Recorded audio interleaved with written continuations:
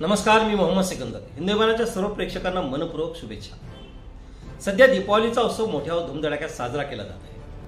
या धुमधडाक्यात राजकीय फटाके फोडण्यासाठी भाजपातून उद्धव ठाकरे यांच्या शिवसेनेत आलेले एकनाथ पवार यांच्याशी दिलखुलास गप्पा मारण्यात आल्या. यावेळी आपण भाजपातून शिवसेनेत का आलो, 2024चा आमदार कोण असणार, शिवसेना वाढीसाठी काय करणार, या अशा अनेक विषयावर चर्चा करण्यात आली. चला तर पाहूया दिलखुलास एकनाथ पवार. नमस्कार, मी माधव भालेराव. हिंदुस्थान लाईव्हच्या दिलखुलास या विशेष कार्यक्रमामध्ये स्वागत. सर्वप्रथम आपल्या प्रेक्षकांना दिवाळीच्या हार्दिक शुभेच्छा. आज आपल्यासोबत दिलखुलास अशा गप्पा मारण्यासाठी शिवसेनेचे महाराष्ट्र संघटक एकनाथ दादा पवार आहेत. त्यांनी नुकताच शिवसेनेमध्ये प्रवेश केला आहे. या संदर्भामध्ये भारतीय जनता पार्टीने त्यांना 30-35 वर्षे पक्षात काम केलं, परंतु त्यांनी पक्ष सोडला आणि शिवसेनेमध्ये प्रवेश केला आहे. या संदर्भामध्ये नेमका त्यांचा उद्देश काय आहे या संदर्भामध्ये आपण दिलखुलास चर्चा करणार आहोत. दादा, हिंदुस्थान लाईव्ह मध्ये स्वागत. जय महाराष्ट्र. दिवाळी आहे. दिवाळीच्या कंधार लोहा मतदारसंघातील जनतेला तुम्ही कशा पद्धतीने शुभेच्छा देणार आहात? खरं तर सर्वप्रथम माझ्या मतदारसंघामधल्या सगळ्या बंधू भगिनींना दिवाळीच्या खूप खूप शुभेच्छा देतो. मला कल्पना आहे की आपण दिवाळी दरवर्षीच येत असते आणि दिवाळी आली की आपण ती साजरी करायचं, एकमेकाला विश करायचं आपण सांगत असतो.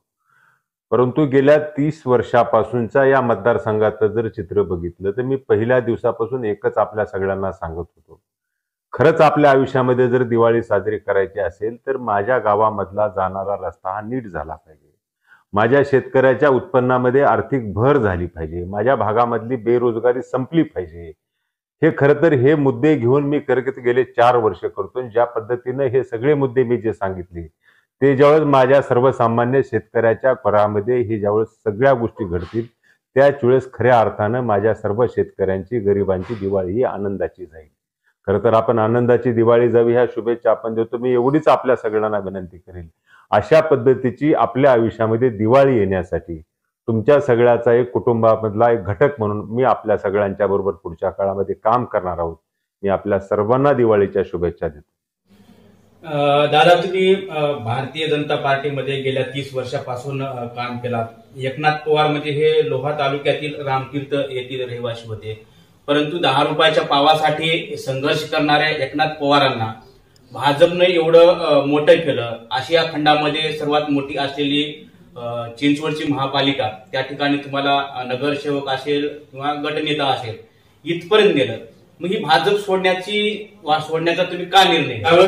खरं तर तुमचं म्हणणं एका अर्थानं 100% बरोबर आहे की भारतीय जनता पार्टीमधला माझ्यासारखा कार्यकर्ता घडला. मी तर खरं तर पोट भरण्यासाठी पिंपरी चिंचवडला गेलो.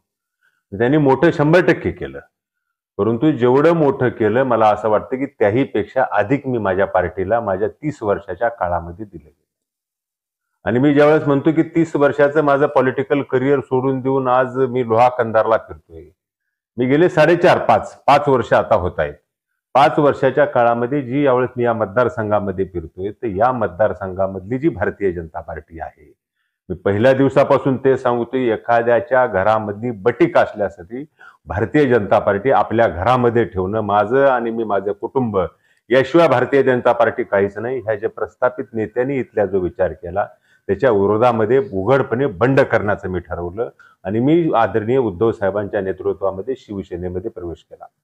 आणि मला खात्री आहे की या मतदारसंघाचा इतिहास जर बघितला तर या मतदारसंघामध्ये जेवढे आमदार झालेत भाई केशवराव धोंडगेच्या नंतर ते आदरणीय उद्धव साहेबांच्या, बाळासाहेबांच्या विचाराचे शिवसेनेचे आमदार झाले. आणि मला खात्री आहे की या मतदारसंघामधली जनता की माझ्यासारख्या सर्वसामान्य कार्यकर्त्याच्या मागारावरून शिवसेनेचा आमदार 100% 2024ला या मतदारसंघामध्ये करेल, अशा पद्धतीचा आत्मविश्वास माझ्या मनामध्ये असल्यामुळं मी भारतीय जनता पार्टीचं 30 वर्षाचं माझं पॉलिटिकल करिअर सोडून देऊन आदरणीय उद्धव साहेबांच्या नेतृत्वामध्ये मी शिवसेनेचं काम करायला चालू केलं. त्यावेळेस तुम्ही या मतदारसंघामध्ये गेल्या 4 वर्षापासून काम करत आहात आणि काम करत असताना शिवसेनेमध्ये येण्या अगोदर तुम्ही सर्वांना सांगितले की या मतदारसंघातून भाजपची उमेदवारी 100% मलाच मिळणार आहे. मग असं असताना तुम्ही एकदम शिवसेनेमध्ये जाण्याचा नेमका काय उद्देश होता? खरं तर निवडणुकीला अजून 1 वर्षाचा काळ शिल्लक आहे आणि 1 वर्षाच्या काळामध्ये राजकारण हे रोज बदलत राहते. आजचं जर राज्यातलं जर राजकारण बघितलं तर कोण कोणाच्या बरोबर आहे अशा पद्धतीचं चित्र आहे, लक्षात ठेवा.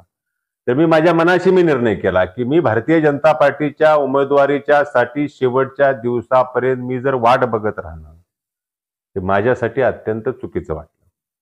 आणि मी माझ्या मनापासून ठरवलं की जो पक्ष माझ्या बरोबर 1 वर्ष अगोदर मला शिवसेनेची उमेदवारी देतोय, लक्षात ठेवा, ज्या पक्षाचं आज या ठिकाणी गावागावामध्ये चांगलं नेटवर्क आहे, गावागावामध्ये चांगले सैनिक आहेत, लक्षात ठेवा, हे जर नेटवर्क माझ्या बरोबर जर 30 वर्षाचं माझं करिअर सोडून देऊन ज्यावेळेस मी हा विचार करतोय, मला माहित होतं की मी भारतीय जनता पार्टीच्या इथल्या सगळ्या त्यावेळेस हे सांगितलं की भारतीय जनता पार्टीची उमेदवारी मला मिळेल, पण उमेदवारीच्या शेवटच्या घटकापर्यंत थांबायचं मला वाटलं काही गरज नाही. आदरणीय उद्धव साहेबांचं नेतृत्व आहे, त्यांची सहानुभूती आहे, ज्या ज्या लोकांनी त्यांना त्रास दिलेला आहे. आणि मला असं वाटतं की एखाद्या माणसाला त्रास दिला, एखाद्या माणसाला पक्ष संपवण्याचं काम केलंय, मला असं वाटतं की एखाद्या पक्ष संपवण्याचं काम केलेल्या माणसाच्या मागे जर माझ्यासारखा कार्यकर्ता ताकदीने उभा राहिलं, ती मला वाटतं की खऱ्या अर्थानं उद्धव साहेबांनाही मदत असेल, शिवसेनेला मदत असेल. आणि माझ्यासारखा कार्यकर्ता 30 वर्ष एखाद्या पार्टीमध्ये काम करतोय आणि त्या पार्टीच्या चिन्हासाठी शेवटच्या तिकिटासाठी जर शेवटच्या क्षणापर्यंत जर वाट बघत असेल, वाट बघणं सोडून देऊन जी माझी वाट बघतायत त्या लोकांच्या बरोबर जाण्याचा निर्णय हा मनापासून मी केला. तुमचं करिअर भाजपमध्ये घडलं. देवेंद्र फडणवीस असतील उपमुख्यमंत्री किंवा भाजपचे इतर नेते असतील, नितीन गडकरी साहेब असतील, यांच्यासोबत तुमचे खूप म्हणजे संबंध होते. आणि अशा अचानक 30-35 वर्षे एका पक्षात राहून नंतर पक्ष बदलायचा, याचं कुठेतरी तुम्हाला वेदना होतात का? वेदना तर 100% होत आहेत, लक्षात ठेवा. परंतु माझ्या मतदारसंघाची गरज काय, माझ्या इथल्या मतदारसंघामधल्या लोहा कंधारमधल्या लोकांना नेमकं काय पाहिजे याचाही मी विचार केला. इथल्याही सगळ्या माणसांचा कानोसा घेण्याचा मी प्रयत्न केला, इथल्याही सगळ्या लोकांचा मी सर्वे घेण्याचा प्रयत्न केला. आणि या मतदारसंघामधल्या लोकांना भारतीय जनता पार्टीपेक्षा शिवसेना ही अधिक पसंत आहे. लोकांच्या मनाचा मनभावनेचा विचार करून मी उद्धव साहेबांच्या सेनेमध्ये जाण्याचा निर्णय केला. आणि एक लक्षात ठेवा की ह्या सगळ्या नेत्यांच्या बरोबर जरी माझे संबंध असले तरी हे संबंध हे माझे व्यक्तिगत आयुष्यामध्ये ते संबंध आहेत. भारतीय जनता पार्टीचं 30 वर्षाचं पॉलिटिकल करिअर सोडून मी शिवसेनेचा झेंडा ज्यावेळेस घेतला आहे, तर शिवसेनेचा झेंडा घेऊन या मतदारसंघामध्ये या जिल्ह्यामध्ये भारतीय शिवसेना वाढवण्याचा मी 100% प्रयत्न करेल. आणि मी आदरणीय उद्धव साहेबांना माझ्या प्रवेशाच्या दिवशी जे सांगितलं, साहेब नांदेड जिल्ह्यामधली शिवसेना ही 1 नंबरची मी करेल, 1 नंबरचा पक्ष नांदेड जिल्ह्यातला करेल. माझी वाटचाली माझ्या नेत्यांच्या बरोबर बोलून घेऊन पुढच्या काळामध्ये नांदेडमधली शिवसेना ही 1 नंबरची कशी होईल यासाठी माझ्या आयुष्याचे म्हणजे 30 वर्ष जर तिथं जर मी प्रामाणिकपणानं काम केलं तर उरलेल्या आयुष्यातले 30 वर्ष मी शिवसेनेचे इथे प्रामाणिकपणानं काम करून या जिल्ह्यामधली शिवसेना 1 नंबरला आणण्यासाठी मी प्रयत्न करणार. आता आपण नांदेड जिल्ह्याचं जर चित्र एकंदरीत बघितलं तर या ठिकाणी माजी मुख्यमंत्री अशोकराव चव्हाण साहेबांचं नेटवर्क आहे, त्यांना मानणारा या ठिकाणी मतदारसंघ आहे आणि तुमचे बी त्यांच्यासोबत संबंध आहेत, गाठीभेटी झालेल्या आहेत. असं असतानाही या मतदारसंघामधून तुम्ही काँग्रेस ऐवजी शिवसेनाच का निवडली? की पहिली गोष्ट अशी आहे की मी पूर्वीपासूनही मी हिंदुत्ववादी विचाराचा कार्यकर्ता आहे आणि काँग्रेस आणि आता शिवसेनेची युती आहे. आदरणीय उद्धव साहेबांचं आणि अशोक चव्हाण साहेबांचं बोलणं झालेलं आहे की हा मतदारसंघ येणाऱ्या 2024च्या निवडणुकीमध्ये शिवसेनेला मिळणार आहे. आणि जर शिवसेनेला मतदारसंघ मिळत असताना मी दुसऱ्या पक्षाचा विचार करणे चुकीचं होतं. आदरणीय उद्धव साहेबांच्या नेतृत्वामध्ये माझा विश्वास आहे, ते या राज्याला पुढच्या काळामध्ये निश्चितच पुढे घेऊन जाण्याचा निश्चितच प्रयत्न करतायत. त्यांच्याही मार्गामध्ये अनेक अडथळे आले, अनेक प्रसंग आले, अनेक खडतर प्रसंगाला त्यांना सामोरं जावं लागलं. आणि मला असं वाटतं की अशा काळामध्ये म्हणजे निवडणुकीला वर्षभराचा काळ असताना सुद्धा म्हणजे मी उद्या तिकीट मला भारतीय जनता पार्टीनं दिलं नाही म्हणून मी पक्ष नाही सोडला. 1 वर्ष अगोदर मी एवढ्यासाठी शिवसेनेमध्ये गेलो की या मतदारसंघाची गरज ही शिवसेना आहे आणि ती शिवसेनेची गरज ही एकनाथ पवारांच्या रूपाने निश्चितच भरीस येईल. त्यामुळे मी शिवसेनेमध्ये 1 वर्षाच्या अगोदर प्रवेश केला. आणि या ठिकाणी काँग्रेस असेल, राष्ट्रवादी शरद पवार साहेबांची असेल आणि उद्धव साहेबांची असेल आणि वंचित आहे, या सगळ्या पक्षाची युती आहे. आणि जी युती पुढच्या काळामध्ये निवडणुकीच्या अगोदर युती होईल आणि युतीच्या माध्यमातून निश्चितच मी एक महाविकास आघाडीचा उमेदवार म्हणून या पुढच्या काळामध्ये या मतदारसंघामधल्या लोकांना न्याय देण्यासाठी लढणार आहे. महाविकास आघाडी आहे आणि या पक्षामध्ये 4 पक्ष यांची आघाडी आहे.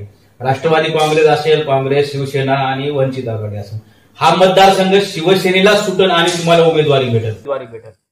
मला माझ्या नेतृत्वावर विश्वास आहे. मी ज्या नेतृत्वावर मी विश्वास ठेवून शिवसेनेमध्ये प्रवेश केलेला आहे, माझं नेतृत्व निश्चितच माझ्या बाबतीत सकारात्मक आहे आणि पुढच्या काळामध्ये त्या माझ्या नेतृत्वावरचा विश्वास हा माझा कधी कमी होणार नाही. दादा, या मतदारसंघामध्ये जर शिवसेनेच्या बाबतीमध्ये जर चित्र बघितलं तर या मतदारसंघामध्ये शिवसेनेला मानणारा मतदार आहे, परंतु नेते खूप आहेत. असं रोहिदास चव्हाण साहेब असतील, मुक्तेश्वर धोंडगे असतील, बाळासाहेब कराळे असतील, यांच्यामध्ये एकमत नाही आणि त्याच्यामध्ये आता तुम्ही आलात. मला सर्वांना सोबत घेऊन कशा पद्धतीने तुम्ही? मला असं वाटतंय की मी 30 वर्षाचं माझं संघटन कौशल्य आहे. सगळ्यांना सोबत घेऊन या तालुक्यामध्ये भारतीय जनता पार्टीचा आमदार जो होईल अशा पद्धतीची भावना होती ती सोडून देऊन या पार्टीमध्ये या तालुक्यामध्ये शिवसेनेचं भगवं वादळ निर्माण करण्याची धमक माझ्यामध्ये आहे, ताकद माझ्यामध्ये आहे आणि शिवसेनेच्या माध्यमातून गावागावापर्यंत शाखा निर्माण करणं. नेते जरी असले तर नेत्यांनाही मी सगळ्यांना सांगण्याचा भेटण्याचा मी प्रयत्न करतोय. माझ्याबरोबर जे आले ते आले, जे आले त्यांच्यासह, जे आले त्यांच्याशिवाय या मतदारसंघामध्ये मी पावर होऊन काम करण्याचा निर्णय घेतलेला आहे आणि मला खात्री आहे की सगळे माझ्याबरोबर पुढच्या काळामध्ये येऊन शिवसेनेचा या जिल्ह्यामधला जो दबदबा होता, म्हणजे एकेकाळी या जिल्ह्यामध्ये 4 आमदार शिवसेनेचे होते, ते 4 आमदार करण्याच्यासाठी सगळ्या नेत्यांनी माझ्याबरोबर यावं एवढीच माझी विनंती असणार आहे. हे सर्व एकत्र येऊन तुमचं काम करतील असं तुम्हाला वाटतं? नाही, मी कोणी काम करावं हा ज्याचा तर मी अगोदरच सांगितले, जे आले त्यांच्यासह, जे नाही आले त्यांच्याशिवाय. या मतदारसंघामधल्या लोकांना नेतृत्व नव्हतं शिवसेनेचं. माझ्यासारखा कार्यकर्ता गावागावामध्ये जाणारा कार्यकर्ता आहे. अनेक गावामध्ये म्हणजे जवळपास 280च्या 280 गावामध्ये आज शिवसेनेच्या माध्यमातून मी पोहोचण्याचा प्रयत्न केलेला आहे. त्या भागातले अनेक कार्यकर्ते जे जुने गेले 25-25, 30-30 वर्ष काम करणारे कार्यकर्ते आहेत, ते सगळे माझ्याबरोबर येऊन काम करायला सुरू. शेवटी नेता कोणाच्या भरोशावर काम करतो? नेता हा गावामधल्या सर्वसामान्य शिवसैनिकाच्या भरोशावर काम करतो आणि मला असं वाटतं की 100% सगळेच्या सगळे शिवसैनिक आज माझ्यासोबत आहेत आणि ते पुढच्या काळामध्ये शिवसेनेचं भगवं वादळ या मतदारसंघामध्ये उभं करण्यासाठी माझ्या सोबत असणार आहेत. आणि 2024ला लिहून ठेवा, आजचा दिवस दिवाळी पाडव्याचा दिवस आहे, आज लिहून ठेवा, या मतदारसंघामध्ये शिवसेनेचा आमदार हा 50,000 मताधिक्याने 100% निवडून येईल याची मला खात्री आहे. सध्या जर महाराष्ट्राच्या राजकारणाचं जर वातावरण बघितलं तर शिवसेनेमधले जे 40 आमदार असतील किंवा नांदेड जिल्ह्यामधले आपले जे शिवसेनेचे पदाधिकारी असतील ते उद्धव ठाकरे यांना सोडवून एकनाथ शिंदे यांच्यासोबत गेलेले आहेत. शिवसेना एक प्रकारची नांदेड जिल्ह्यामध्ये खिळखिळ झालेली आहे. अशा परिस्थितीमध्ये तुम्ही कशा पद्धतीने बांधणी करणार आहात? नाही, मी म्हटलं ना की मी संघर्षशील कार्यकर्ता आहे आणि माझा पक्ष सुद्धा संघर्ष करणार आहे. शिवसेना हा संघर्ष करणारा पक्ष आहे. मला असं वाटतं की दोन्हीतलं कॉम्बिनेशन झालेलं आहे. जिथं आव्हान आहे ते आव्हान स्वीकारून काम करण्याची माझी मानसिकता आहे. ज्यावेळेस सगळे सोडून गेले त्यावेळेस काम करायला अधिक जोम येतो, अधिक ताकद येते, ऊर्जा मिळते. लक्षात ठेवा, म्हणजे उद्धव साहेबांच्या चेहऱ्याकडे जर बघितलं, ज्यावेळेस 40चे 40 आमदार निघून जात आहेत, स्वतःचं मुख्यमंत्रीपद ते घालवत आहेत, लक्षात ठेवा, तरी ते माणूस आज पायावर खंबीरपणे उभा राहून आज पुढच्या व्हिजनसाठी, पुढच्या महाराष्ट्राच्या विकासासाठी आज ते लढतायत. अशा लढवया नेत्याच्या मागे जर माझ्यासारखा लढणारा कार्यकर्ता जर झाला, मला खात्री आहे की मागच्या काळामधलं गतवैभव या जिल्ह्यामध्ये शिवसेनेला आणून देण्याची ताकद माझ्यामध्ये आहे आणि पुढच्या काळामध्ये आदरणीय उद्धवजींच्या नेतृत्वामध्ये या जिल्ह्यामध्ये शिवसेना 1 नंबर करण्याचं काम मी घेऊन खरं तर माझ्या मनापासून मी पुढच्या काळामध्ये काम करतोय. तुम्ही पूर्वी 30 वर्ष भाजपमध्ये काम केलात, आता शिवसेनेमध्ये आलात. भाजपमध्ये काम करण्याची पद्धत आणि शिवसेनेमध्ये काम करण्याची पद्धत, शिवसेनेचा थोडा अनुभवही नसला तरी यामधला तुम्हाला काय फरक वाटतो? काम करणाऱ्या कार्यकर्त्याला कुठल्याही पक्षामध्ये जर काम करायचं म्हटलं तर मला वाटत नाही फार मोठा फरक पडतो. आणि मी तर जमिनीवर काम करणारा कार्यकर्ता आहे. मी कधी नेत्यांच्या पुढे पुढे जाणारा कार्यकर्ता नाही. आज ज्या पद्धतीनं लांगुल चालन करणारी नेते भारतीय जनता पार्टीमधले बघितले, स्वतः पक्ष संपवायला निघाले तरी मी स्वतःला दिसत नाही की आपण काय नेमकं करतोय. आणि मला खात्री आहे की माझ्यासारख्या संघर्षशील रस्त्यावर येऊन काम करणाऱ्या कार्यकर्त्याला सगळ्यात मोठी ताकद वरचं नेतृत्व आदरणीय उद्धव साहेबांचं, खालचं नेतृत्व माझ्या शिवसैनिकांचं, या दोघांचं जर कॉम्बिनेशन जर केलं तर मला वाटत नाही की मला कुठल्याही पद्धतीची कामाची अडचण होईल. म्हणजे संघर्ष करणाऱ्या, रोज संघटनेमध्ये काम करणाऱ्या कार्यकर्त्याला या पक्षातून त्या पक्षात नाही, एकदा झेंडा घेतलेला आहे तो झेंडा घेऊन पुढच्या काळामध्ये या मतदारसंघामध्ये शिवसेनेचा आमदार कशा पद्धतीने होईल यासाठी रात्रंदिवस काम करणारा मी कार्यकर्ता. दादा, तुम्ही भाजप सोडण्याच्या अगोदर तुम्ही एक घोषणा केली की मराठा समाजाला आरक्षण जर मिळत नसेल तरी भाजपच्या सर्व पदाचा राजीनामा देईन आणि तुम्ही त्या पद्धतीने राजीनामा दिला, परंतु 2 दिवसामध्येच तुम्ही शिवसेनेमध्ये आलात. हे कुठेतरी समाजासोबत केलेला म्हणजे मला असं वाटतं की मी माझ्या राजीनाम्याची घोषणा माननीय जरांगे पाटील साहेबांचं उपोषण चालू असताना 9 सप्टेंबरला मराठा समाजाच्या पिंपरी चिंचवडच्या आंदोलनामध्ये मी त्या दिवशी सांगितलं होतं की जर समाजाला 40 दिवसामध्ये 40 दिवस तोपर्यंत दिले बी नव्हते, जर मराठा समाजाला न्याय मिळत नसेल तर मी माझ्या भारतीय जनता पार्टीच्या पदाचा राजीनामा दिला. मी 22 ऑक्टोबरला मी माझ्या भारतीय जनता पार्टीच्या सगळ्या पदाचा राजीनामा दिला. परंतु मी घोषणा कधी केली होती? 9 सप्टेंबरला घोषणा. आणि मी त्याच दिवशी सांगितलं होतं, 22 सप्टेंबरला मी सांगितलं होतं की माझी पुढची राजकीय वाटचाल ही मी दसऱ्याच्या दिवशी जाहीर करेल. मी दसऱ्याच्या दिवशी शिवसेना प्रवेशाचा निर्णय केला. त्यामुळे मी माझ्या समाजामधल्या लोकांना कुठंतरी लपवलंय, माझ्या समाजामधल्या लोकांच्या पासून काहीतरी पळ काढलाय, चुकीचं बोललोय, अशा पद्धतीची मी जे बोललोय ते केले. माझ्या जर ती क्लिप बघितली, लोकांनी एक बघितलं मी राजीनामा दिल्याची, पण त्याच क्लिपमध्ये माझं पूर्ण वाक्य संपण्याच्या अगोदर सांगितलं की माझी राजकीय भूमिका मी दसऱ्याच्या दिवशी मी जाहीर करणार आहे. तर ते मी राजकीय पक्षाचा कार्यकर्ता आहे. मी जर माझ्या भारतीय जनता पार्टीच्या पदाचा राजीनामा देऊन जर अशाच पद्धतीनं काम करत राहावं लागलं असतं, मी मराठा समाजाचा नेता म्हणून उदयास आलो. परंतु मराठा समाजाचा नेता आदरणीय जरांगे पाटील साहेब आहेत. ती लढाई लढतायत, ते चांगल्या पद्धतीने लढत आहेत, प्रामाणिकपणाला लढत आहेत. अशा प्रामाणिकपणानं लढणाऱ्या माणसाच्या बरोबर जे मागं राहून करता येईल. मी भाजपचा राजीनामा देऊन शिवसेनेत गेलो तर माझ्या त्या पक्षाने जरांगे पाटील साहेबांच्या आंदोलनाला जाहीर पाठिंबा दिलेला आहे. ती आंदोलनामध्ये सक्रिय आहेत. आणि माझ्यासारखा कार्यकर्ता जाहीर समाजाच्या व्यासपीठावर जातोय, साखळी उपोषणामध्ये जातोय, बोलतोय, आंदोलनामध्ये सक्रिय आहे. त्यामुळे माझ्या शिवसेनेच्या प्रवेशाला कुठेतरी माझ्या पक्षाची जर अडचण राहिली असती तर मला असं वाटतं की ते चुकीचं झालं असतं. माझा पक्ष मी असाच निवडला जो माझ्या समाजाच्या बरोबर काम करतोय, माझ्या समाजाच्या मागे ठामपणे उभा आहे. अशा पार्टीच्या बरोबर राहिल्यामुळे मला वाटतंय की मी कुठल्याही समाजाच्या माणसांचा, काही मंडळींना निश्चित वाटते, पोटात दुखायला लागला. आता एवढे दिवस पक्षामध्ये असताना मला बंधनं होतील, आज मला बंधनं नाही आहेत. आज मी ठामपणे बोलतोय, लक्षात ठेवा. आणि ज्यांना असं वाटतंय की मी चुकीचं केले ते माझ्या विरोधकांचे कार्यकर्ते आहेत. सगळा मराठा समाजामधले लोक आज सगळे माझ्या बरोबर काम करतायत. त्यांनी मला सांगितलेलं आहे, दादा आम्ही आंदोलन संपू द्या, आम्ही गावागावामध्ये तुमच्या बरोबर येऊ. शिवसेनेचा प्रत्येक गावागावामध्ये माझी शाखा असणार आहे. एक शिवसेनेचं भगवं वादळ या मतदारसंघामध्ये कशा पद्धतीने उभा राहील यासाठी सगळे समाजामधले सगळे समाज बांधव आज सगळे माझ्या बरोबर आहेत. आणि त्यांनाही असं वाटतंय ना, आंदोलन कशासाठी चाललंय? ज्या समाज विकासापासून वंचित आहे, मी गेले अनेक वर्ष म्हणतोय, म्हणजे मीही सांगतोय की नांदेड जिल्ह्यामधल्या, म्हणजे मी आजही माझ्या सगळ्या समाज बांधवाला विनंती आहे की आपलं सर्टिफिकेट कशा पद्धतीने मिळेल, आपले कागदपत्र कशा पद्धतीने मिळेल, यासाठी जर प्रामाणिकपणानं जर प्रयत्न केला तर मला वाटतं की जरांगे पाटील साहेबांच्या आंदोलनाच्या दिशेनं आपण वेगळ्या दिशेनं आपल्याला लढावं लागणार आहे. त्यामुळे या मतदारसंघामध्ये विकास झाला नाही म्हणून माझं 30 वर्षाचं पिंपरी चिंचवड पुण्यातलं पॉलिटिकल करिअर सोडून मी गावागावामध्ये एवढ्यासाठी फिरतोय की मला माझ्या गावागावांचा विकास झाला पाहिजे, कंधार शहराचा विकास झाला पाहिजे. जे शहर 2000 वर्षापूर्वीचं असताना सुद्धा आज संध्याकाळी 7 वाजता बंद होते, हे खरं तर दुर्भाग्य आहे. लक्षात ठेवा, या जिल्ह्याचे विकास पुरुष, या तालुक्याचा विकास पुरुष म्हणण्यानी दिवाळीच्या दिवशी तरी लोकांना खोटं बोलू नये. बळीराजाला तुम्ही न्याय देण्याचा जर विचार करताय तर का बळीराजा एवढे वर्ष आज विकासापासून वंचित आहे याचा कधीतरी आपण विचार केलाय का? आज 25चा 30चा तरुण माझा रोज आत्महत्या करतो ह्याचा कधीतरी तुम्ही विचार केलाय का? आज अनेक गावागावाला जाणारे रस्ते नाहीत, याचा तुम्ही कधी विचार केलाय का? म्हणजे बळीराजा सुखी कधी होणार आहे याचा कधी विचार करा. आपलं कुटुंब सुखी झालं, माझा मुलगा सुखी झाला पाहिजे, माझी मुलगी सुखी झाली पाहिजे, माझी बहीण झाली पाहिजे, माझा दाजी ज्या पद्धतीनं सुखी झाला पाहिजे, त्याला पॉलिटिकल करिअर मिळालं पाहिजे, त्याला अजूनही उंची मिळाली पाहिजे. हा जेवढा तुम्ही प्रामाणिकपणाने प्रयत्न करताना या मतदारसंघामधल्या गोरगरिबांसाठी, शोषणासाठी तेवढा जर केला असता तर मला असं वाटतं की एकनाथ पवारला 30 वर्षाचं भाजपचं करिअर सोडून देऊन शिवसेनेचा भगवा झेंडा या मतदारसंघामध्ये घेऊन काम करण्याची गरज भासली नसती. केलं नाही, तुम्ही केलं नाही. म्हणून या मतदारसंघामधल्या लोकांच्या पाठीशी ठामपणे उभा राहण्यासाठी मी माझं सगळ्या पक्षाचं सगळं पॉलिटिकल करिअर सोडून शिवसेनेचा झेंडा घेतलाय. एवढ्यासाठी मी मला मतदारसंघामधल्या लोकांना न्याय द्यायचा. हे तसं तर आपण शेतकऱ्याच्या संदर्भामध्ये तुम्ही बोललात, परंतु ज्यावेळेस निवडणुकीच्या समोर शेतकऱ्यांच्या समोर सर्वच राजकीय पुढारी शेतकऱ्यांचं हित म्हणत असतात, परंतु ज्यावेळेस निवडून येत त्यावेळेस शेतकऱ्यांच्या बाबतीमध्ये काय घडत नाही. तुमचा काय अजेंडा आहे? मी तर म्हटलंच ना, शेतकऱ्यांच्या मी तर पहिली गोष्ट एकच म्हणतोय की मी तर अजून तर निवडणूक नाही.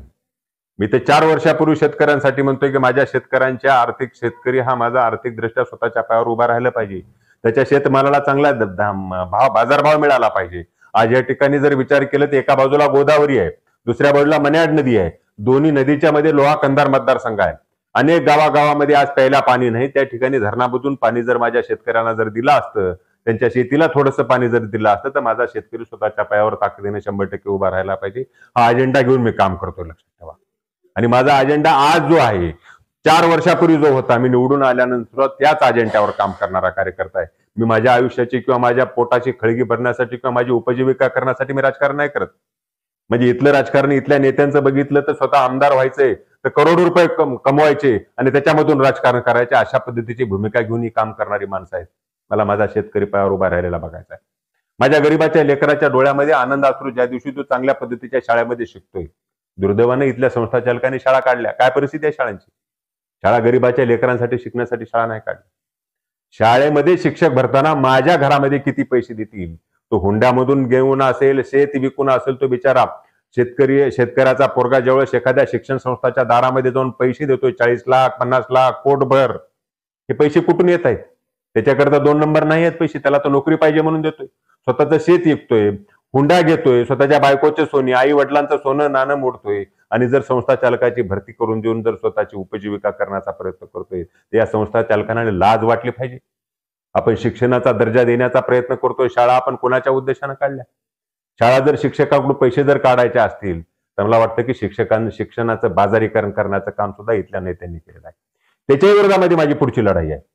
असे अनेक तरुण मला गेल्या 4 वर्षाच्या काळामध्ये भेटले. मी एवढे दिवस बोलत नव्हतो. आज मी तुमच्या माध्यमातून सांगतोय, ज्या ज्या लोकांकडून ह्या शिक्षण संस्था चालकांनी नोकरीच्या निमित्तानं जे वर्षानुवर्षे राबवून घेतलेलं आहे, त्यांचे पैसे घेतलेले आहेत, एक तर त्यांना पैसे द्या, नाही तर त्यांना न्याय द्या. हे जर न्याय नाही दिला तर मला वाटतं की शिवसेनेचा भगवा झेंडा काय करू शकतो हे पुढच्या काळामध्ये इथल्या सगळ्या संस्था चालकांना सुद्धा दाखवणार. आता निवडणुकीच्या सुरुवातीला शिवसेनेमध्ये अनेक लोक आले आणि गेले आणि निवडणुकीच्या समोर असे प्रत्येक जण आश्वासनं देतात की कलंबर साखर कारखाना आम्ही चालू करू, लिंबोटीचं पाणी आम्ही शेतकऱ्यांच्या शेतात हे करू, सिंचन करू. परंतु हे जे आश्वासनं देत असतात, हे आश्वासनं नंतर निवडणुकीच्या नंतर, निवडून आल्यानंतर याचा कुठेतरी त्यांना विसर पडत असतात. हे तुमच्या बाबतीत घडू शकते का? एक लक्षात ठेवा की मिशन घेऊन काम करणारा कार्यकर्ता आहे.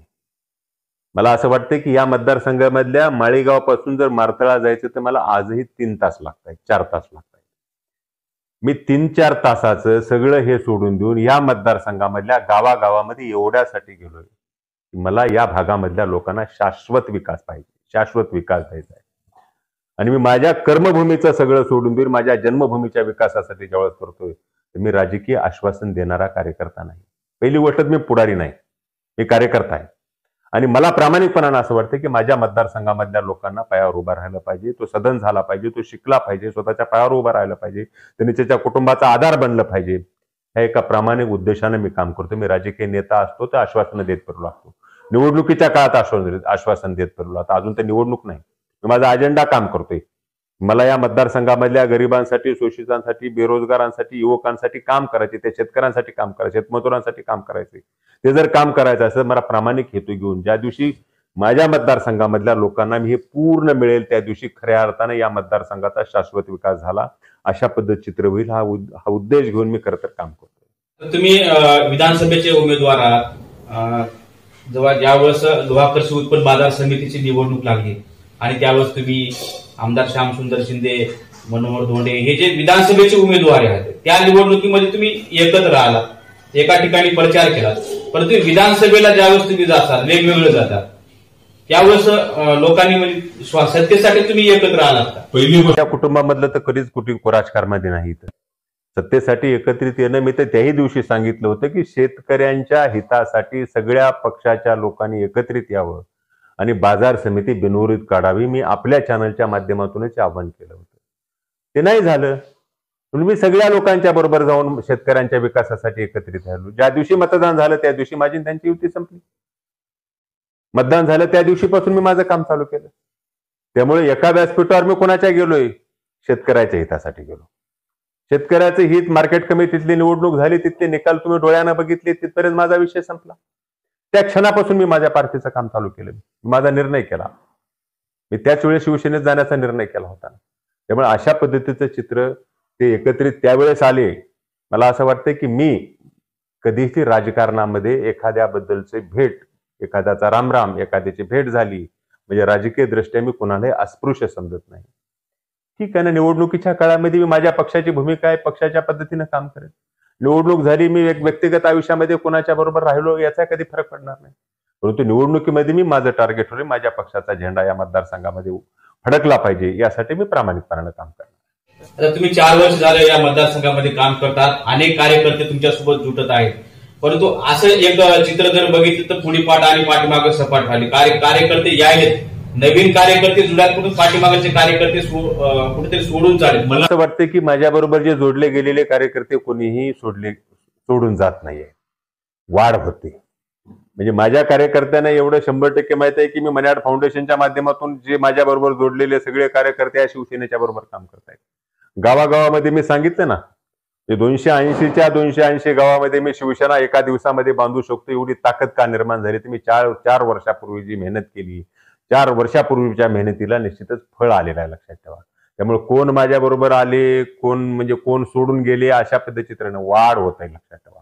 एक काळ मी तुम्हाला निर्माण होईल. म्हणजे तुम्हाला एकच सांगतो, 1995चं जे वादळ होतं, कदाचित त्याहीपेक्षा वावटळ या मतदारसंघामध्ये पुढच्या काळामध्ये मी निर्माण करणार आहे. आणि वावटळीमध्ये अनेक माणसं अशी माहित आहे की मतदारसंघाच्या बाहेर असे उलटून पडणार आहेत, लक्षात ठेवा. एवढी तर ताकद शिवसेनेच्या भगव्या वादळामध्ये आहे. या मतदारसंघाचं जरी बघितलं तर आता 1985ची शिवसेना ही बाळासाहेब ठाकरे यांची होती. त्यांच्या नावानं शिवसैनिक आक्रमक होत गेले. उद्धव साहेब हे थोडेसे मवाळ आहेत. ती शिवसेना आता राहिली नाही. या मतदारसंघाचं जर चित्र जर बघितलं, या मतदारसंघामध्ये पैसा लागतो आणि येणाऱ्या निवडणुकीमध्ये पैशाचा महापूर होणार आहे. अशा परिस्थितीमध्ये तुम्ही कशी झुंज देणार आहात? कारण पैसा महत्वाचा आहे या ठिकाणी. एक लक्षात ठेवा की इथल्या नेत्यांनी तेच केलं ना. आजच्या निवडणुकीचं गणित झालं की पुढच्या पंचवार्षिकच गणित करायचं. मधल्या 5 वर्षाच्या काळामध्ये इथल्या मतदारसंघामधला सर्वसामान्य माणूस काय करतोय, त्याची परिस्थिती काय, तो जगतोय, मरतोय, त्याचा कुटुंब कशा पद्धतीने करतोय, किती आत्महत्या करतायत, किती बेरोजगारी वाढते, याचा विचार कधीच नाही केला. मी तुम्हाला सांगितलं की मला या निवडणुकीमधला पॅटर्न बदलायचा आहे. 1985 सालचा जो शिवसैनिक आदरणीय बाळासाहेबांच्या विचारावर काम करणारा, बाळासाहेबांना आपल्या आयुष्यामधलं सर्वस्व दैवत मानून काम करणारा, 1985चे शिवसैनिक आज माझ्याबरोबर काम करतायत. आणि 1985च्या काळामध्ये शिवसेना, उद्धव साहेबांचं नेतृत्व तुम्ही म्हणत असाल मोळ, पण उद्धव साहेबांच्या चेहऱ्याकडे बघितल्यानंतर मला नाही वाटत एखादाही सैनिक म्हणेल की हे बाळासाहेबांचे वारस आहेत, बाळासाहेबांचे पुत्र आहेत, पुढच्या काळामध्ये शिवसेना वाढीसाठी प्रयत्न करतायत. आणि मला खात्री आहे की बाळासाहेबांचा चेहरा, उद्धव साहेबांचा चेहरा, जे लोक आपल्या नजरेमध्ये भरतील ते सगळे शिवसैनिक पुढच्या काळामध्ये शिवसेनेच्या वाढीसाठी काम करणार आहेत. त्यामुळे अशा पद्धतीचे तुम्ही काय म्हणू नका की पैशावरच निवडणूक जिंकली जाते. पैसा निवडणुकीमध्ये लागतोच, परंतु फक्त पैशाच्या माज जो इथल्या मतदारसंघामधल्या नेत्यांना आलेला आहे की फक्त माज आहे, लक्षात ठेवा, मस्ती आहे. हीच मस्ती, हाच माज या मतदारसंघामधली सर्वसामान्य माणसं 100% जिरवल्याशिवाय राहणार नाहीत. लोकांची अशी एक संभ्रम आहे की एकनाथ पवार यांच्याकडे पैसा आहे का नाही. मी तर पैसा आहे की नाही की मी पैशावर तर राजकारण नाही केलं. निवडणुका तर पैशावर नाही, निवडणुका जरी पैशावर आल्या, माझ्याकडे पैसा आहे का नाही आहे हे मला असं वाटतं की मी दाखवण्याची मला गरज नाही. या तालुक्यामधल्या लोकांनी मनापासून एकनाथ पवारवर प्रेम का करतायत माझ्याबरोबर? 4 वर्ष माझ्यावर एखाद्या आमदारा खासदारापेक्षा जास्त प्रेम करणारी माणसं या मतदारसंघामध्ये का झाली? पैसे वाटले म्हणून झाली. मी त्यांच्या घरी जातो, त्यांचा चहा पितो, त्यांचा हार घालतो, त्यांना 500 रुपयाला खर्च करायला लागते आणि ती माणसं माझ्या बरोबर राहतायत. मला असं वाटतं की उलट सुद्धा ह्या मतदारसंघामध्ये होते, लक्षात ठेवा. त्यामुळे माझ्याकडे पैसा आहे, पैशावर बघून लोक माझ्यावर प्रेम नाही करत. या मतदारसंघामधला एक प्रामाणिक कार्यकर्ता, या मतदारसंघामधल्या सर्वसामान्य लोकांना न्याय देईल अशा पद्धतीचा आश्वासक चेहरा एकनाथ पवारांच्या रूपाने या मतदारसंघामधल्या लोकांना मिळालेला आहे. ते म्हणून लोक माझ्याबरोबर जोडले जात आहेत आणि काम करतायत. त्यामुळे जी मस्ती आहे म्हणतो ना, मस्ती 2000च्या मागच्या 4 निवडणुकामध्ये काय झालं मला माहित आहे. 2007ला मी म्हटलं ना की मतदार मला 500, 500चा 1000. पण मग या मतदारसंघामध्ये जर पैशावरच जर बोलणारी जर माणसं असतील, पैशावरच, तर 150 रुपयाच्या माणसाला सुद्धा या मतदारसंघामध्ये निवडून दिलं. 500 रुपयाच्या माणसाला मतदान नाही केलं लोकांनी. फक्त पैशावर. सुरुवातीला दिलीशी ती बरोबर ना, जो रेट होता तो रेट म्हणताय ना, रेट काढल्याशिवाय या मतदारसंघातल्या नेत्याने काय दिलं? रेटच काढायचं काम केलं ना. आज रेट काढायचं काम करून मतदारसंघाची जी परिस्थिती झाली आहे लक्षात ठेवा. आज मतदारसंघ विकासापासून दूर का आहे? तर रेट काढण्यामुळे लक्षात ठेवा. मतदारसंघाच्या लोकांना खऱ्या अर्थानं जर विकास पाहिजे असेल तर मला खात्री आहे की पुढच्या काळामध्ये माझ्याबरोबर, माझ्या पक्षाबरोबर, आदरणीय उद्धव साहेबांबरोबर, बाळासाहेबांच्या विचाराबरोबर या मतदारसंघामधली माणसं निश्चितच पुढच्या काळामध्ये असतील. आणि मी तुम्हाला म्हटलं ना की निवडणुकीमधले डावपेच मलाही माहिती आहेत ना. जशाच तसं उत्तर देण्याची ताकदही माझ्यामध्ये आहे, म्हणून आज मी लढतोय ना, लक्षात ठेवा. आणि तुम्हाला म्हणून म्हणले की अनेक नेत्यांची जी मस्ती आहे, ज्यांनी जी करप्शनच्या, भ्रष्टाचाराच्या, लोकांना फसवून जो पैसा कमवला आहे, तो पैसा हा 2 नंबर मार्गाने जो कमवलेला आहे, तो 2 नंबरचा पैसा पुढच्या काळामध्ये यांना 3 नंबरला घालवावा लागेल. अशा पद्धतीचं चित्र या मतदारसंघामध्ये उभं आहे. शिवसेना वाढवण्यासाठी एकनाथ पवारांचं अजेंडा काय असणार आहे इथून पुढे? मी म्हटलं ना, गाव तिथं सेना, गाव तिथं शाखा. माझं शिवसंपर्क अभियान उद्यापासून चालू झालं. मी गावागावामध्ये फिरतोय. गावबंदी काही ठिकाणी आहे, त्या ठिकाणी मी जाणार नाही. परंतु अनेक गावामध्ये गावबंदी नाही, त्या ठिकाणी अनेक माणसांना भेटणं, त्यांची संघटना बांधणं, त्यांना प्रवाहामध्ये आणणं, हे माझं काम चालू झालेलं आहे. पूर्वीसारखी शिवसेना आक्रमक, त्याच्याही पेक्षा आक्रमक होईल. मी आज सांगतो ना, 1985 पेक्षाही, तुम्ही म्हणताय 85, 1995ची, त्याही पेक्षा शिवसेना आक्रमक, कारण आक्रमक चेहरा आहे. मी लढणारा कार्यकर्ता आहे. रडणारा कार्यकर्ता नाही, आता मी लढणार आहे. आणि पुढच्या काळामध्ये या मतदारसंघाच्या लोकांच्या विकासासाठी लढण्यासाठी मी आलो, लक्षात ठेवा. त्यामुळे पुढच्या काळामध्ये या गावागावामध्ये, आपल्या तालुक्यात, आपल्या जिल्ह्यात, गाव तिथं शिवसेना करण्याचं काम हे खरं तर माझ्या माध्यमातून पुढच्या काळामध्ये चालू करणार. शिवसेना म्हटलं की आंदोलन, मोर्चे असतील किंवा शिवसेनेचा आक्रमक चेहरा म्हटलं तर तोडफोड असेल. पहिली गोष्ट तर तोडफोड केलं म्हणजेच नाही. मी तर माझ्या आयुष्यामध्ये सगळ्यात जास्त आंदोलन, मी भारतीय जनता पार्टीमध्ये काम करत असताना सुद्धा आक्रमक चेहरा होतो. सगळ्यात जास्त आंदोलन मी केली आणि आंदोलनाची सवय मला आहे. इथे MSEBीचे प्रश्न आहे, 2-2, 3-3 महिने लाईट नाही आहे, दुर्भाग्यानं सांगा वाटतंय. तिथं आम्ही पुढच्या काळामध्ये आंदोलन करणार आहोत. अजूनही माझ्या मतदारसंघामधल्या लोकांना पीक विमा आत्ता थोडासा मिळाला, परंतु या ठिकाणी दुष्काळ जाहीर केलेला नाही. त्या ठिकाणी आम्ही मागच्या आठवड्यामध्ये पत्र दिलं. ते जर नाही झालं तर आम्हाला रुमने मोर्चा या तहसीलच्या वर काढावा लागणार आहे, लक्षात ठेवा. कंधार शहरामध्ये पाणी नाही आहे, लक्षात ठेवा. हिरवं पाणी मिळते, पाण्या पुरवठ्याचा प्रश्न आहे. या कंधार शहरामधल्या लोकांच्या पाण्यासाठी आम्हाला आंदोलन करावं लागणार आहे. जे रस्ते आहेत ते रस्ते नीट नाही आहे, त्याच्यासाठी पुढच्या काळामध्ये असे म्हणजे या ठिकाणी जे जे करावं लागेल ते आक्रमकरित्या करण्यासाठी आम्ही पुढच्या काळामध्ये तत्पर आहोत. आणि मला खात्री आहे की आदरणीय उद्धव साहेबांच्या नेतृत्वामध्ये हे सगळं आम्ही करू शकू. धन्यवाद दादा. तुम्ही हिंदवी बाणा लाईव्हशी दिलखुलास अशी चर्चा केलात. दीपावलीच्या तुम्हाला मनपूर्वक हार्दिक शुभेच्छा. दिवाळीच्या तुम्हालाही मनपूर्वक खूप खूप शुभेच्छा. धन्यवाद.